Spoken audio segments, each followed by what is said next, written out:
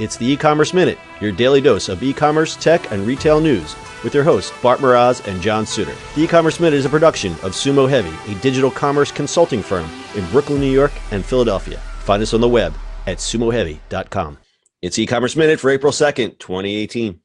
In today's episode, HelloFresh is growing 5 times faster than BlueApron.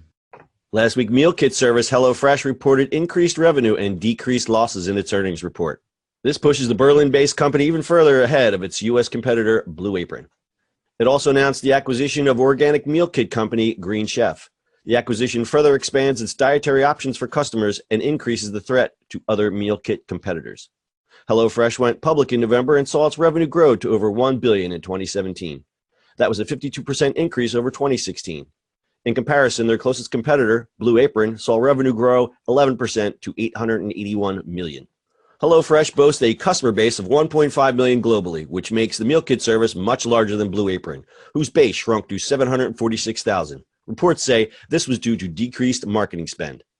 It should be noted that HelloFresh includes customers who received free boxes towards their customer total. Those customers may not be active paying subscribers.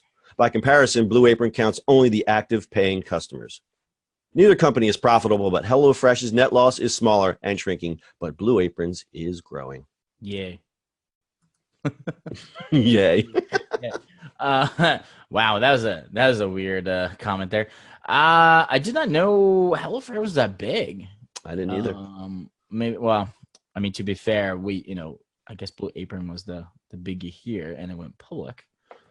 I don't know the history. BlueApron was one of the first ones out of the gate, and certainly the first ones to do a lot of advertising, because there was a period for a while that you couldn't listen to a podcast and not hearing a commercial from BlueApron. Yeah, I think BlueApron was, I don't know who was first, but BlueApron was definitely the biggie and really, really popular. There's also Plated, that's also in New York. And then, tons of other ones. Green Chef is around. So we've talked a lot about these meal kit services. I think what's going to happen is, unless any of these start spending a lot of money on advertising, it's going to get real crowded, because now even Walmart is doing meal kits. And I think the meal kit thing is catching on. But there's a lot of things that I read is that people subscribe and then they just go, and then they drop off. So they have a lot of customer churn, which is not really good unless they can make up for those losses by signing a new customer for every one or two that drop off.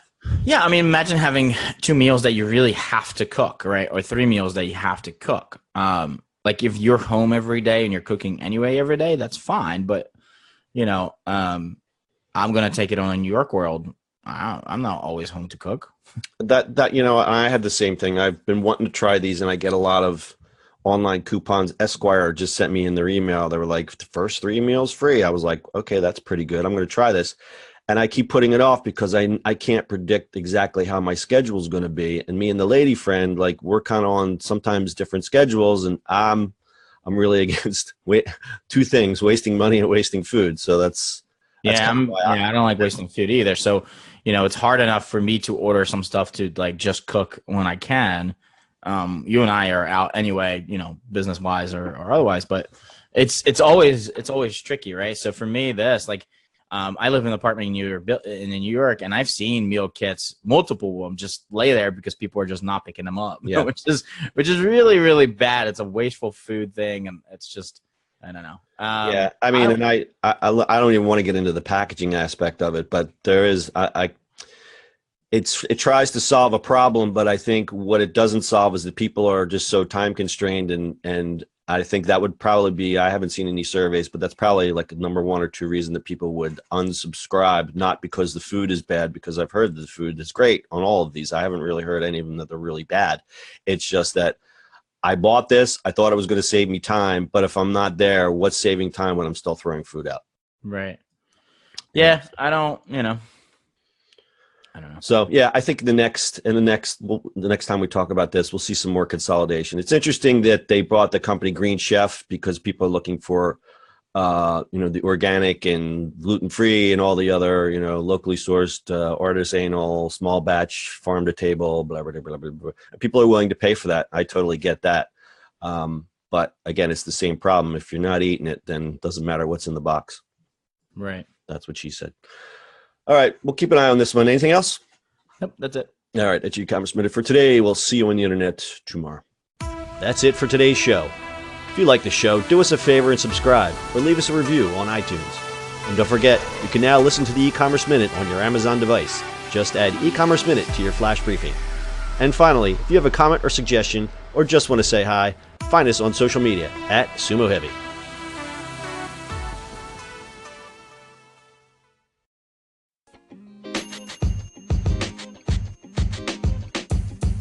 The podcast you just heard was recorded with Anchor. If you want to make your own, download the Android or iOS app completely free from anchor.fm/podcast. That's anchor.fm/podcast.